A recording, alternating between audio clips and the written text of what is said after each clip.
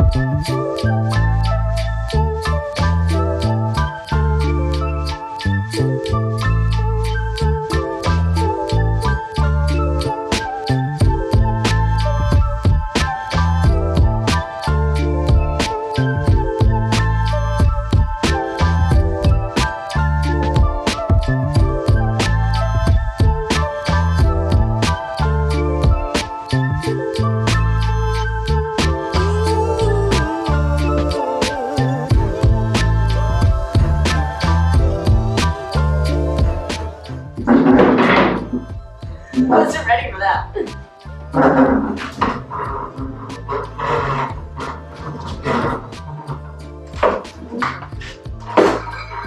Boom! It's on the ground. Look at this contraption. It worked. All right, time to put it in.